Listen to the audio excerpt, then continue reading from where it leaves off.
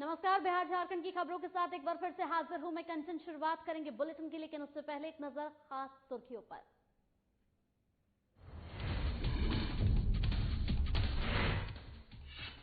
राजधानी पटना में लॉकडाउन के पालन को लेकर पुलिस प्रशासन सख्त। पुलिस चप्पे चप्पे पर है मुस्तैद। बेवजह निकले लोगों पर कस रही है शिकंजा।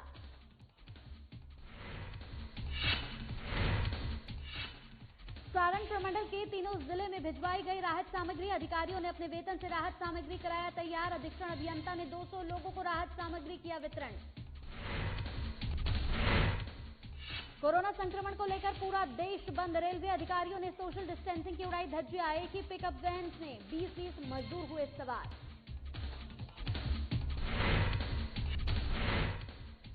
धनबाद में पहला कोरोना पॉजिटिव मिलने से क्षेत्र में लगा कर्फ्यू। मौके पर परिजनों को भी किया गया आइसोलेट। धनबाद उपायुक्त ने कहा पूरे क्षेत्र को किया जा रहा है सैनिटाइज।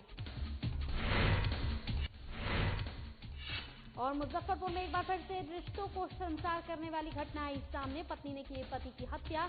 मामले की जांच में जुटी पुलिस।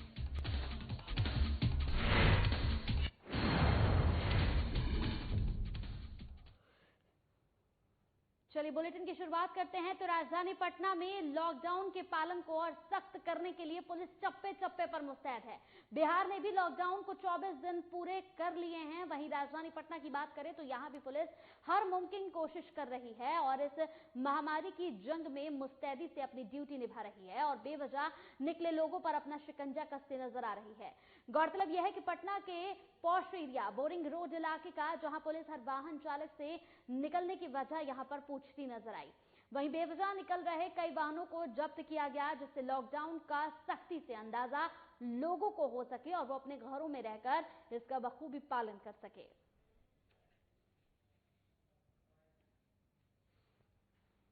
सर गाड़ी एकदम ऑफिस जाने के लिए मछली खरीदने के लिए अभी तो मछली ऑफिस जा रहा है। अभी झूठ नहीं। उसके बाद आप लॉकडाउन का वायलेशन कर रहे हैं। एक आदमी पीछे आपको लगता है कि डीजीपी का आदेश है कि आवश्यक गाड़ियां चलेंगी पास के लिए?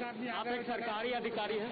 जानकारी नहीं है, सुन लीजिए, ये इनकम टैक्स कमिश्नर है, इनको जानकारी नहीं है कि लॉकडाउन का पालन करने के लिए एक आदमी पीछे बैठेगा, एक आदमी आगे बैठेगा, नहीं मास्क लगाएगा, ये भी नहीं जानकारी है। सब चीज है। तो लोगों को बार बार समझाया जा रहा है कि आप अपने घरों में रहें, सुरक्षित रहें और अपने आसपास के लोगों को भी सुरक्षित रखें। धनबाद से अब बात करें, जहां पर कोरोना का पहला पॉजिटिव मिलने के बाद कर्फ्यू लगा दिया गया है। मामला कुमार धुबी के बाघाकुंडी क्षेत्र का है, जहां एक व्यक्ति की पहचान कोरोना पॉजिटिव के रूप में हुई है। संक्रमित व्यक्ति के परिजनों का टेस्ट नेगेटिव आया है।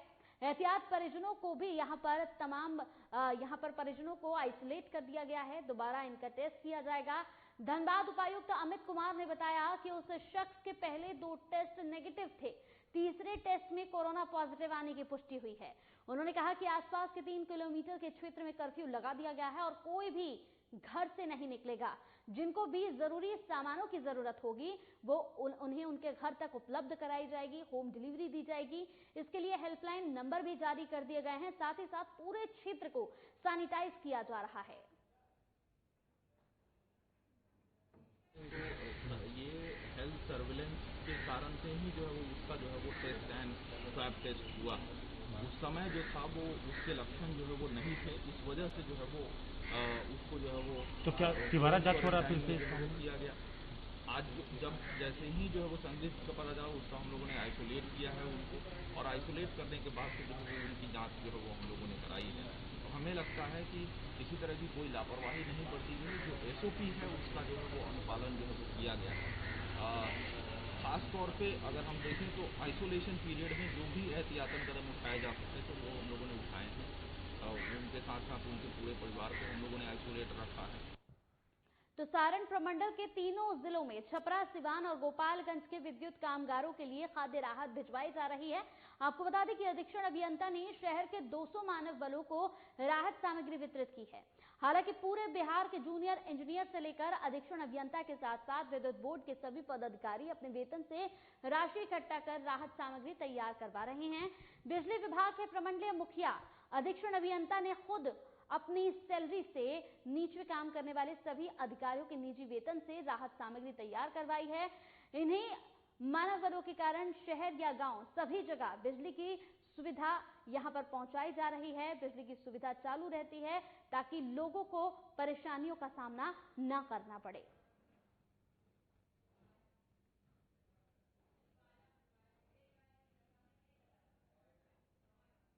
आप लोगों ने निर्णय लिया, ये लगभग तीनों डिस्ट्रिक्ट मिला के 1000 लोगों को राहत दिया जा रहा है। ये उन लोगों के लिए है जो अभी भी इस स्थिति में सबका बिजली सुचारू रूप से निर्बाध रूप से आपूर्ति बहाल रहे, उसके घर पे जाके काम करते हैं, ट्रांसफार्मर पे काम करते हैं। हमारे जो मानव बल हैं या आउटसोर्सिंग एजेंसी से जो लोग हैं, कॉन्ट्रैक्ट पे जो हैं, जो लोगों की ये सुविधा प्रोवाइड कर रहे हैं ताकि आप अपने घर में आराम से रह सकें। बिजली नहीं रहने पे लोग घर में भी रह नहीं पाएगा। इस परिस्थिति को देखते हुए उन लोगों की राहत सामग्री हम लोग अपने सौजन्य से, जिसमें हमारे निचले स्तर से लेके चेयरमैन साहब तक चेयरमैन साहब की पहल से ये किया जा रहा है। तो कोरोना वायरस को लेकर देशव्यापी लॉकडाउन और सोशल डिस्टेंसिंग की सख्त हिदायत के बेयम घोषणा को रेलवे के चंद अधिकारी कर्मचारियों ने यहां पर धज्जियां उड़ाते हुए नजर आ रहे हैं। ऐसा ही मामला दानोपुर मंडल के मोकामा बाढ़ रेलवे खंड से सामने आया है। दरअसल इस रेलखंड के मोर स्टेशन पर रेलवे ने मरम्मत काम का शुभारंभ किया, लेकिन इस दौरान सोशल डिस्टेंसिंग की धज्जियां उड़ाकर मजदूरों को यहां पर कार्यस्थल की ओर रवाना किया गया। गौरतलब यह है कि तस्वीर में साफ तौर पर देखा जा सकता है कि किस तरह से एक ही पिकअप वैन में जानवरों की तरह इन मजदूरों को भेजा जा रहा है। एक साथ 20-20 मजदूरों को एक पिकअप गाड़ी पर सवार कर सोशल डिस्टेंसिंग के खुले तौर पर यहां धज्जियां उड़ाई जा रही हैं। रेलवे इस हरकत पर कुछ भी बोलने को तैयार नहीं है। एक तरफ प्रधानमंत्री नरेंद्र मोदी लोगों के सामने पहुंचते हैं और हर एक शख्स से वो ये उम्मीद करते हैं कि इस लॉकडाउन का वो पालन करेगा, अपने घरों में रहेगा, सोशल डिस्टेंसिंग का पालन करेगा और कोरोना महामारी से लड़ने के लिए उनका साथ देगा। लेकिन वहीं जो ये तस्वीर सामने आई है वो तस्वीर वाकई हैरान करती है कि एक तरफ लोगों को 1 किलोमीटर दूरी पर बैठने के लिए कहा जा रहा है, 1 मीटर दूरी पर यहां लोगों को बैठने के लिए कहा जा रहा है, 1 मीटर की दूरी रखने के लिए कहा जा रहा है। बावजूद इसके एक ही पिकअप वैन में यहां 20-20 मजदूरों को डालकर लेकर यहां पहुंचे हैं। काम का शुभारंभ किया गया है। इन मजदूरों को पिकअप वैन में डालकर लाया गया जैसे किसी जानवर को लाया जाता है। लगातार लोगों से यह अपील की जा रही है कि 1 मीटर दूरी पर आप बैठें, लोगों से डिस्टेंस का पालन करें। बावजूद उसके जो तस्वीर आई है वो तस्वीर हैरान करने वाली है। तो बढ़ते हैं आगे, मोतिहारी की बात करें। मोतिहारी जिला प्रशासन ने एक अनोखा निर्देश जिला पशुपालन विभाग को दिया है। दरअसल लॉकडाउन के कारण सड़कों पर भटकने वाले जानवरों के लिए खाना और दवा की व्यवस्था करने के इस निर्देश के बाद जिला पशुपालन विभाग ने सड़कों पर भटकने वाले जानवरों के लिए मदद करने का बीड़ा उठाया है। वहीं देश में फैली कोरोना महामारी को लेकर प्रतिदिन काम करने वाले खाने वाले मजदूरों को यहां पर परेशानियां हो रही हैं, लेकिन वहीं बेजुबान पशुओं को भी इस आपदा की घड़ी में खाने के लाले पड़ गए हैं, जिसे ध्यान में रखते हुए मोतिहारी जिला प्रशासन ने जिला पशुपालन विभाग को निर्देश दिया कि इन बेजुबान पशुओं के लिए भोजन और दवा की व्यवस्था की जाए।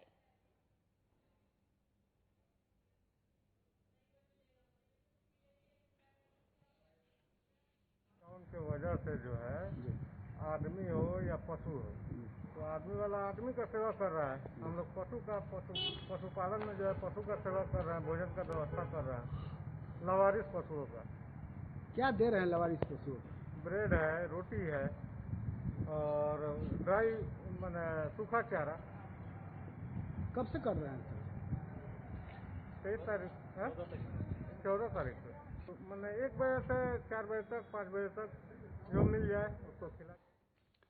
और अब खबर मुजफ्फरपुर की। तो मुजफ्फरपुर में एक बार फिर से रिश्तों को शर्मसार करने वाली घटना सामने आई है। एक पत्नी ने अपने प्रेमी के साथ मिलकर अवैध संबंध को लेकर अपने ही पति को चाकू से गोदकर निर्मम हत्या कर दी। आपको बता दें कि घटना की सूचना पाकर पुलिस घटनास्थल पर पहुंची और खून से सनी हुई स्थिति में पत्नी को गिरफ्तार किया। वहीं उसके प्रेमी, जो कि उसका किराएदार भी था, वो चाकू लेकर फरार है। फिलहाल पुलिस इस पूरे मामले में छानबीन में जुट गई है।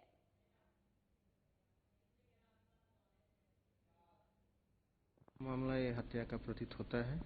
पति पत्नी दोनों साथ में रूम में सोए हुए थे और उनके किराएदार द्वारा प्राथमिक सूचना दी गई टेलीफोनिक। उनकी पत्नी द्वारा नहीं बताया गया। बाद में जब पुलिस आई तब मालूम चला कि हाँ, कि उनके पति की हत्या हो गई है। मामला जांच की जा रही है। मामला सर क्या प्रथम दृष्टया मालूम चल पाया है? प्रथम दृष्टया मामला हत्या का ही है। अवैध संबंध के लेकर पत्नी के द्वारा हत्या कराने का पूर्व से जिनकी हत्या हुई है वो जेल गए हैं। ठीक है, किस मामले में जेल गए थे? उसको हम लोग पता करवा रहे हैं। पुलिस आने से पूर्व जेल गए हुए हैं और उसको हम गहराई से हम लोग जाँच कर रहे हैं। मटन के लिए भेजा जा रहा है और इनकी पत्नी को भी बयान के लिए हम लोग लेके जा रहे हैं। आगे जैसा मामला होता है बताया जाएगा। पत्नी द्वारा ही प्रेम प्रसंग में हत्या कराने का अब ये अभी तक स्पष्ट नहीं है, लेकिन कुछ सोर्स है जो बता रहे हैं कि इस तरह का भी घटना हो सकता है। पत्नी के द्वारा बताया जा रहा है कि कोई मनीष नाम का पूर्व का किराएदार था इनका, उनके द्वारा किया गया है। कुछ जो अनुसंधान है इनके पत्नी की तरफ भी इंगित कर रहा है, ये स्पष्ट मालूम हो जाएगा। सर हम नहीं मारे हैं, हमको भी मारा है छोरा। झूठ नहीं बोलते हैं सर। जो मनीष कुमार अच्छा, दोनों आदमी के मारा, वो कलेजा पर बैठ के मारा। कौन चीज से मारा? चाकू से सर। कितना चाकू मारा? कम से कम 20 चाकू मारा। चाकू हमसे आप नहीं मारिए मिलके? सर हमको हाथ पकड़े हुआ था, पेट पर चढ़े हुआ था, दोनों आदमी के पकड़े हुआ था। क्या आप लोग में विवाद भी होता था पहले से? वो ऐसे झगड़ा होता, पति पत्नी में झगड़ा उतना तो चलता था। आरोप लगाता था संबंध के आपको? हाँ सर, गलत करता भी, गलत कभी हम कभी। चलिए अब बात करते हैं अररिया की। तो अररिया के फारबिसगंज अनुमंडल अस्पताल में सेविकाओं ने जमकर हंगामा काटा। दरअसल इन सेविकाओं को सर्वे कार्य के लिए प्रशिक्षण के लिए बुलाया गया था, जहां ये लोग सोशल डिस्टेंसिंग का उल्लंघन और यहां पर व्यवस्था को देखकर भड़क उठी और जमकर यहां पर बवाल मचाया। घटना की जानकारी मिलते ही बीडीओ मौके पर पहुंचकर सेविकाओं को शांत कराने में लगे हुए हैं।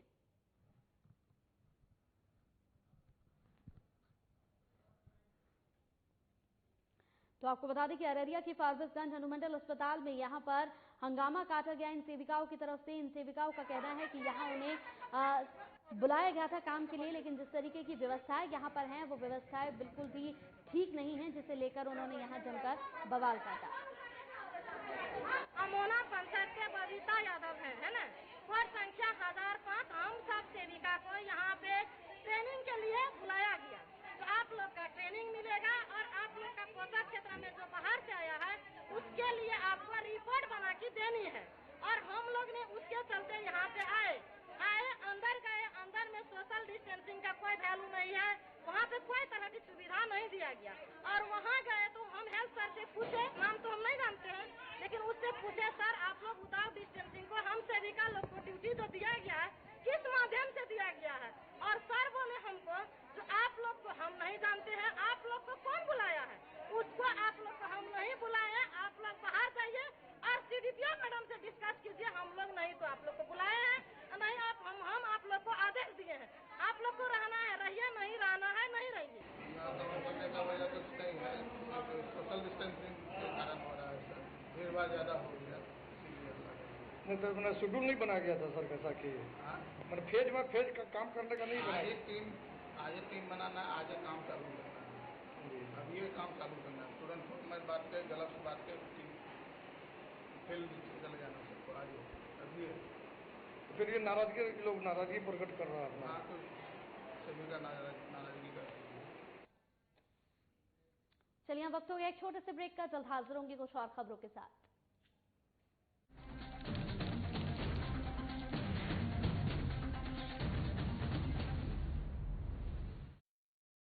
रहने की ताकत दुनिया को हमने दिखाई है, अकेले घर पर रहकर कोरोना की करनी विदाई है। स्वस्थ रहेंगे, स्वस्थ रखेंगे, हर घंटे हम हाथ धोएंगे, ना भीड़ में जाएंगे, ना भीड़ हम बनाएंगे। झारखंड में कोरोना को नहीं फैलने देंगे, सजग रहेंगे, संयमित रहेंगे, अफवाहों को ना हम सुनेंगे। सरकार प्रशासन की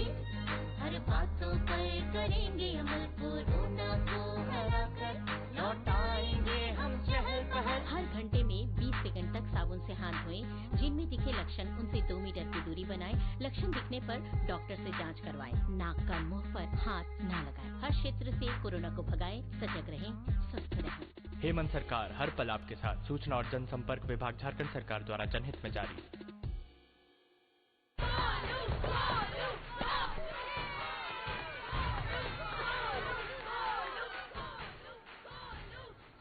बैटिंग तो अर्जुन कर रहा है, तो सब गोलू के लिए क्यों चीयर कर रहे हैं? वो तो घर पर बैठा है। अरे तुम्हें नहीं पता, वो इसलिए नहीं आया ताकि हमें इन्फेक्शन ना हो। नोवेल कोरोना वायरस बीमारी को फैलने से रोका जा सकता है।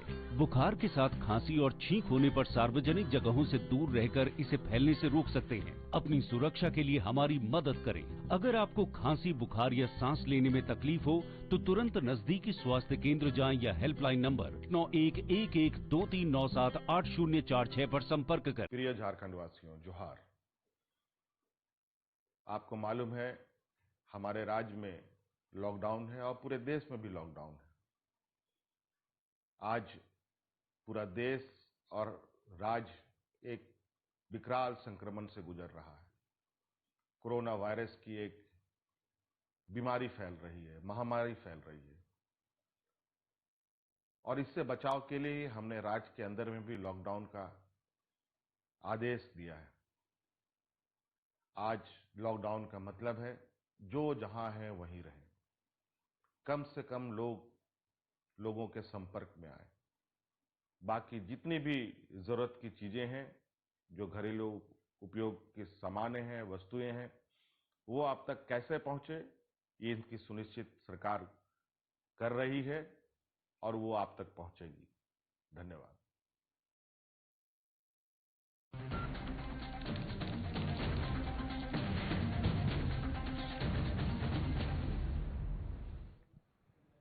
ब्रेक के बाद स्वागत है आपका। तो देवघर के कुंडा थाना अंतर्गत अवैध बालू ढिलाई की सूचना के बाद खनन विभाग हरकत में आ गया है और छापेमारी कर यहां पर लगभग आधा दर्जन ट्रैक्टर्स को जब्त कर लिया गया है।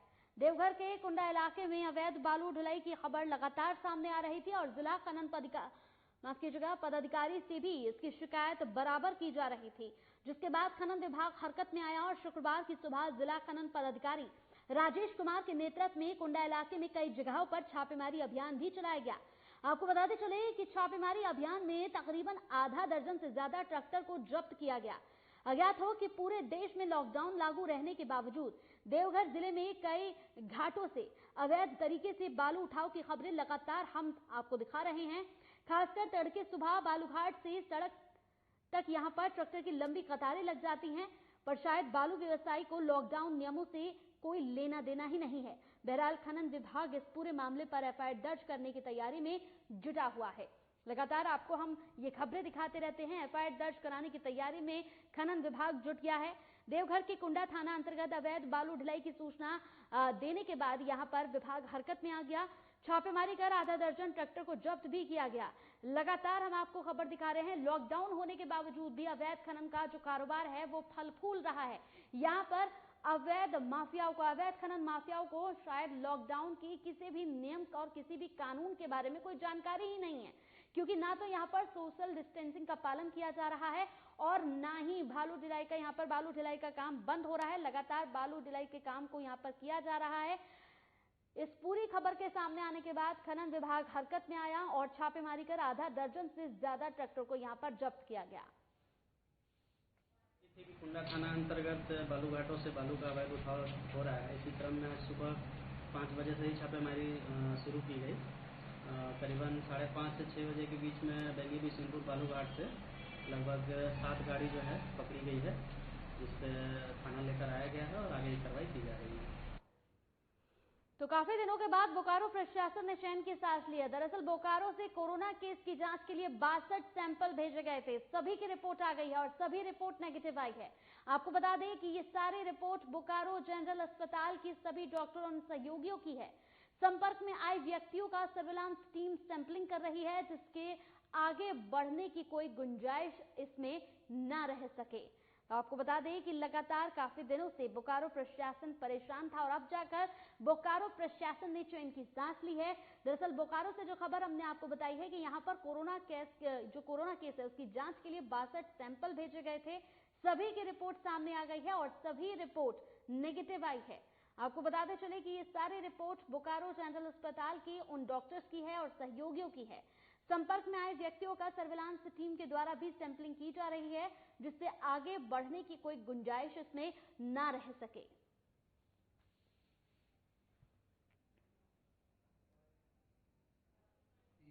आज जो है कुल 62 सैंपल्स की रिपोर्ट आई है, जिसमें हम लोगों ने टोटल अलग अलग जगहों से जो सैंपल कलेक्ट किए थे, जिसमें कॉन्टैक्ट ट्रेसिंग के हिसाब से भी जो है सैंपल्स भेजे गए थे। साथ ही साथ बीजीएच की बड़ी संख्या में डॉक्टर और नर्सेज की रिपोर्ट जो रह गई थी, स्टाफ्स की, उनकी सैंपलिंग जो की गई थी, उसकी भी रिपोर्ट आई है। और सभी मामलों की रिपोर्ट जो है, एक अच्छी स्थिति यह है कि 61 जो सैंपल की रिपोर्ट आई है और 61 और एक धनबाद से 62 जो कुल रिपोर्ट आई है, वो सभी की सभी नेगेटिव है। तो वहीं रोहतास जिले के नक्सल प्रभावित क्षेत्रों में लॉकडाउन को पालन करने के लिए सीआरपीएफ ड्रोन कैमरे का उपयोग कर रहे हैं। पहाड़ पर बसे गांव में किस तरह से लॉकडाउन का पालन किया जा रहा है, इसकी निगरानी कैमूर पहाड़ी पर ड्रोन कैमरे से की जा रही है। इसके अलावा सीआरपीएफ द्वारा सिविक एक्शन प्लान चलाया जा रहा है, जिसके तहत असहाय और गरीब लोगों को यहां पर खाना राशन वितरण किया जा रहा है। साथ ही उनकी स्वास्थ्य जांच भी करवाई जा रही है। सीआरपीएफ के असिस्टेंट कमांडेंट प्रभात पांडे ने बताया कि पहाड़ी गांव के मुखिया, अन्य जनप्रतिनिधियों द्वारा स्थानीय पुलिस की भी मदद ली जा रही है। आपको बताते चले कि रोहतास जिले के नक्सल प्रभावित क्षेत्रों में लॉकडाउन का पालन कराने के लिए सीआरपीएफ ड्रोन कैमरे के जरिए अब उन पर नजर रख रहा है। किस तरीके से गांव में लॉकडाउन का पालन किया जा रहा है, इसके लिए यहां पर ड्रोन कैमरे से नजर रखी जा रही है। इसके साथ ही आपको बताते चले कि सीआरपीएफ द्वारा सिविक एक्शन प्लान चलाया जा रहा है, जहां पर गरीब असहाय लोगों को राशन वितरण किया जा रहा है। तस्वीरें आपकी टीवी स्क्रीन पर हम आपको दिखा रहे हैं। यहाँ पर सीआरपीएफ की तरफ से लोगों को राशन वितरण किया जा रहा है। गरीब असहाय लोग जिन्हें जरूरत है इस लॉकडाउन के मौके पर कि उनकी मदद की जाए, उनकी मदद के लिए सीआरपीएफ भी बढ़ चढ़कर अपना हाथ आगे बढ़ा रहे हैं, सहयोग के लिए लगातार खड़े हुए हैं।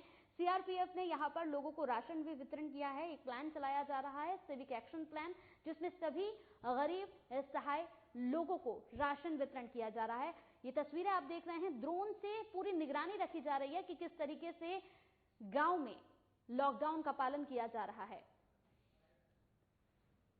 देखिए, लॉकडाउन 2 में हमने सबसे पहले लोगों को घर घर जाकर उनका राशन पहुंचाने का हमने जिम्मा उठाया है। जितना संभव हो सके हम बच्चे, बुजुर्ग, महिलाओं को जो है कि राशन पहुंचाने का काम कर रहे हैं। इस दरमियान हमने हैंड सैनिटाइजर और मास्क का भी हमने वितरण किया और लोगों से हमने सोशल डिस्टेंसिंग मेंटेन रखने की अपील की। हमारे साथ जो है क्षेत्रीय थाना प्रभारी और मुखिया लोग भी हैं, जो कि उनका पूरा सहयोग है, और आम जनमानस का भी इसमें पूरा सहयोग। तो कोरोना वायरस से लड़ाई के लिए सभी लोग एकजुट नजर आ रहे हैं। अररिया जिले के नरपतगंज विधायक अनिल यादव भी आगे आ रहे हैं। अनिल यादव ने हजारों लोगों के घरों को सैनिटाइज करने का बीड़ा उठाया है। नरपतगंज से तबलीगी जमात के लोगों के पकड़े जाने के बाद प्रशासन हरकत में आया है। पूरे नरपतगंज को सैनिटाइज करने का फैसला लिया गया, जिसमें विधायक भी बढ़ चढ़कर आगे आए हैं और निजी खर्च पर पूरे अररिया जिले को सैनिटाइज से छिड़काव कराया है। आपको बता दें कि विधायक ने 3 सैनिटाइजर के टैंक को हरी झंडी दिखाकर रवाना किया। ये टैंक पूरे इलाके में सैनिटाइजिंग का काम करेंगे।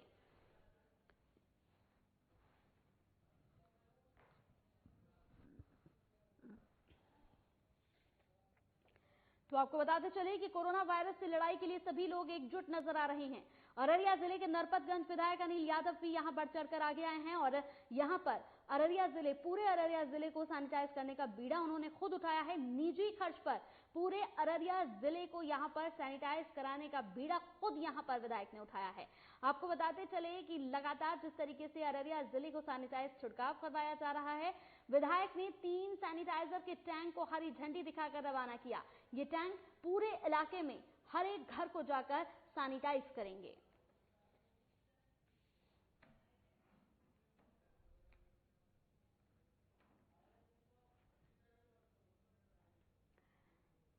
तो आपको बता दें कि लगातार सैनिटाइज करने का फैसला लिया गया, जिसमें विधायक भी बढ़ चढ़कर आगे आ रहे हैं। लोगों से घरों में रहने की अपील की जा रही है। लॉकडाउन का ये मौका जिसमें सभी लोगों से घरों में रहने की अपील की जा रही है, ताकि आप अपने घर में रहें, सुरक्षित रहें। और ये ऐसा वक्त है, ऐसा मौका है जिसमें हर कोई सहयोग के लिए आगे आ रहा है और बढ़ चढ़कर लोगों की मदद के लिए, लोगों को खाना पहुंचाने के लिए, राशन वितरण के लिए, लोगों की मदद के लिए आगे बढ़ चढ़कर आ रहे हैं। अररिया जिले के नरपतगंज विधायक अनिल यादव भी पीछे नहीं हैं। उन्होंने 3 यहां पर सैनिटाइजर टैंक को हरी झंडी दिखाकर रवाना किया और अब ये सैनिटाइज के टैंकर हर जगह पहुंचेंगे अररिया जिले में और हर एक घर को सैनिटाइज करेंगे। उतना सुभ्यस्त नहीं है और दूसरी बात, जनसंख्या का घनत्व हम लोगों का बहुत ज्यादा है। इसलिए हमारी सरकार ने जो निर्णय लिया है लॉकडाउन का, इसके लिए सबसे बेहतरीन उपाय यही है। और इस लॉकडाउन के भीतर भी क्योंकि जनसंख्या का घनत्व है और ढेर सारे लोग हैं हमारे यहाँ, ढेर सारी विचारधाराएं हैं, लोग समझते नहीं है, जागरूक नहीं हुए हैं, तो लोग भाग भाग करके घूम के। तो लॉकडाउन 2 होते ही पुलिस जहां लोगों पर यहां पर सख्ती करती हुई नजर आ रही है, वहां बेहतर कामों के लिए, कोरोना के योद्धाओं को सम्मानित करने के लिए गांव वाले भी अब पीछे नहीं है। हर जगह फूलों की बरसात होने लगी है। मामला मुजफ्फरपुर का है, जहां जिले के कटरा थाना अध्यक्ष सिकंदर कुमार ने बेहतर काम को लेकर सामाजिक कार्यकर्ता चंद्रकांत मिश्रा ने फूल माला पहनाकर सम्मानित किया। इस दौरान लोगों के बीच सोशल डिस्टेंसिंग का भी ख्याल रखा गया है। साथ ही यहां पत्रकार और स्वास्थ्य कर्मियों के ऊपर भी लोगों ने फूलों की बरसात की। तो लगातार कोरोना योद्धा हैं ये, जो लगातार कोरोना से लड़ने के लिए पीएम का साथ दे रहे हैं, प्रधानमंत्री नरेंद्र मोदी का साथ दे रहे हैं, लोगों का साथ दे रहे हैं, ताकि लोग अपने घरों में रह सकें और सुरक्षित रह सकें।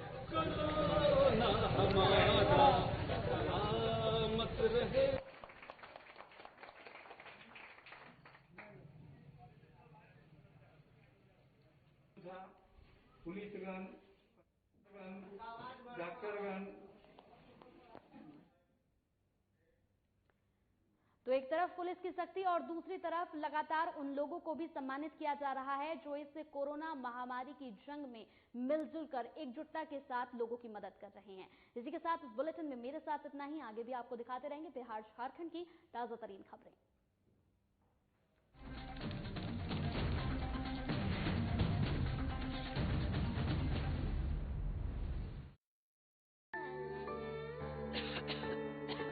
दीदी ये देखो,